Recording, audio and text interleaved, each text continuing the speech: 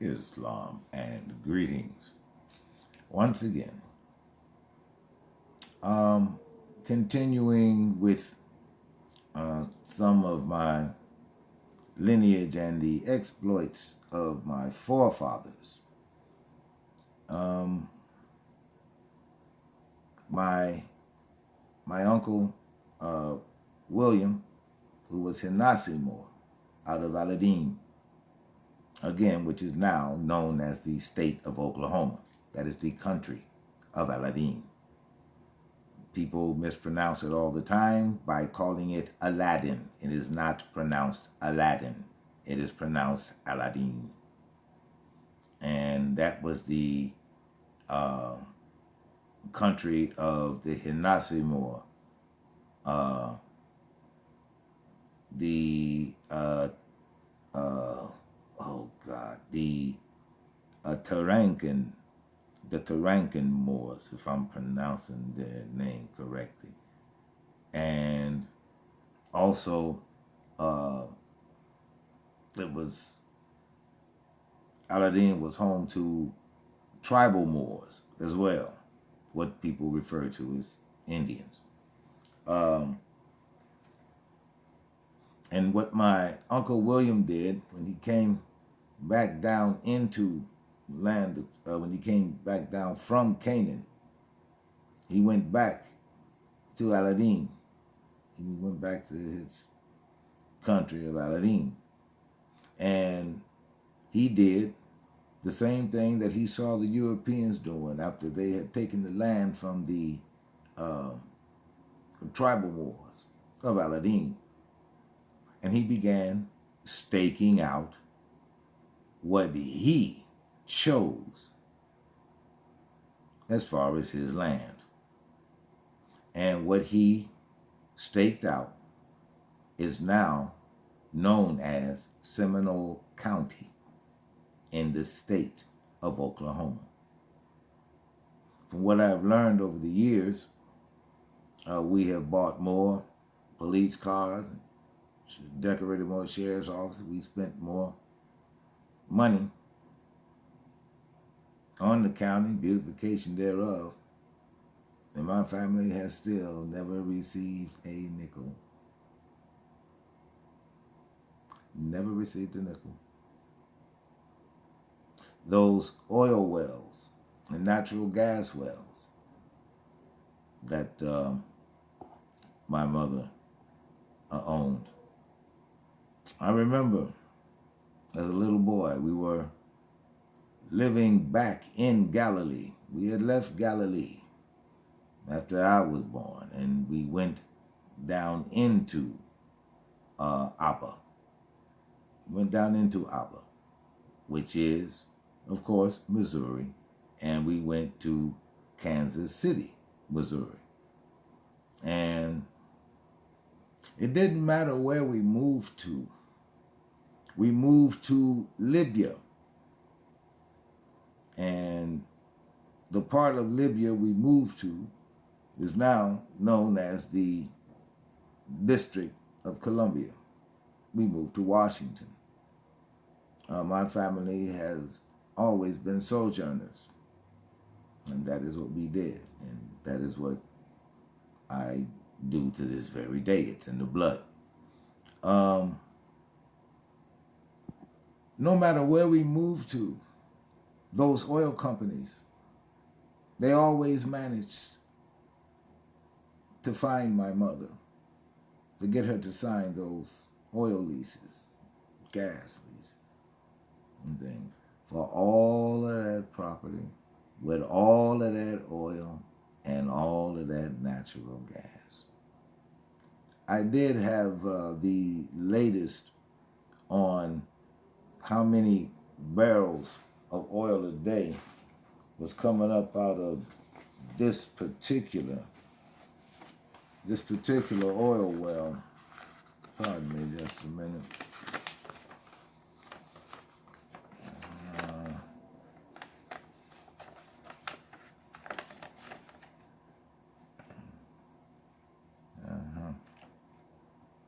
It doesn't say. it simply gives the well name, and that's Lima 19 in Seminole County, Oklahoma. So here that is. That's Lima. That's Lima. That's the 19th well. And it is now it has all been, as I stated earlier, it's all been vested into the temple. It's all been vested into the temple. Now, my father's uncles would be my great uncles. They were Bushu Moor out of Abba, which is called Missouri. And because they understood exactly what was going on with the Western encroachment of the European, and word came all through, and mostly came by way of Washita. Mostly came by way of Washita. And a lot of the Moorish families, a lot of them turned their backs on the Washita. And this is because the Washita assisted the French in their efforts to conquer the French part of this land, which is, of course, the home of the Washita. And because of the Washita's assistance in the conquering of this land, they were not only rewarded by maintaining their name, they did have their birthrights taken away, but they didn't learn the treachery of their newfound allies until later on. However, if you've ever gone to New Orleans down there in Washita country, look on the doors of the policy enforcement patrols. They do still rock the Star and Crescent, don't they? That is the symbol for Islamic Moorish America. And that is the only reason they were allowed to keep it, because they assisted in the conquering of this land. But I'll go back to what my great uncles did. Because of the news that came mostly through the Washita, my father's uncles, they went east because they went to try to do what they could to keep the European westward expansion, just stop it or slow it down or something. And my uncles, they wound up in the battle at Galilee. The battle at Galilee was such a momentous and striking battle that after the valiant Moors who died there, after they had died and the city was lost, the name of the town was renamed to Battle Creek. Now, when the Pope changed the name of Galilee to Michigan, let me help you all understand the word Michigan. And again, it goes to the fourth degree. Michigan, the word Mich, the definition of Mich is a place to commit crimes under secrecy and concealment. That is what Michigan means, because that is where the Pharisees had Jesus nailed to the cross right up the road from his Uncle David's house. And of course, we know who Uncle Dave is, right? And so the place became known as Battle Creek. It is in memory. It's a memorial to the last strong Moorish outpost that at least attempted to keep the westward movement of the encroaching European population from going any further than the land of Galilee. And so that momentous fight, that battle which took place, is now the home of Tony the Tiger.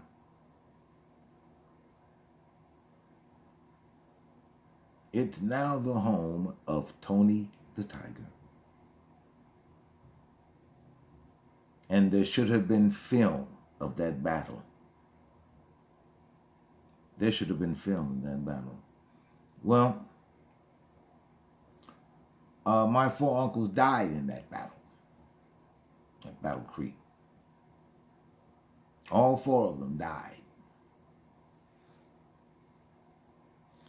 Trying to slow down or stop the encroachment into more Moorish countries. And they did not have a lot of, they just didn't have a whole lot of opposition in India. India, the country of India, is now known as the state of Indiana. Still has India in its name because that is where India was before the church put it in Asia. Before India, it was put where you see it now on the map in Asia. That is not where India was. It sat right next door to Egypt. It sat right next door to Egypt. Egypt is now known as the state of Illinois. India is now known as the state of Indiana. So my 4 uncles, they died in that battle at Battle Creek. And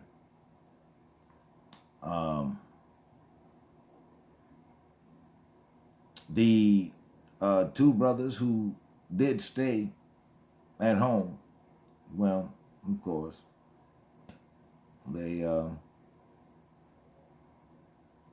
went on, became obligated, etc. And then my father was born. And of course, he met my mother, and he and his Nazi bride, well, they had me. And I cannot tell you the importance of oral tradition. I will say again to you, however, how important it is to the salvation of a race. If you do not know anything about you, then it will be the easiest thing in the world to do, to give you a history. And that's exactly what it will be. His story of you. That was the importance of oral tradition. You keep your people alive by thinking and speaking of them constantly. You cannot lose touch with who you are when you have more than a working knowledge of where you came from. It's rather difficult to do. But that will end this session, and I will be back with another one. Don't forget to like, share, subscribe, and I will say this again. If you think that you want and can act as a unit to create an industry, leave a comment in the comment section.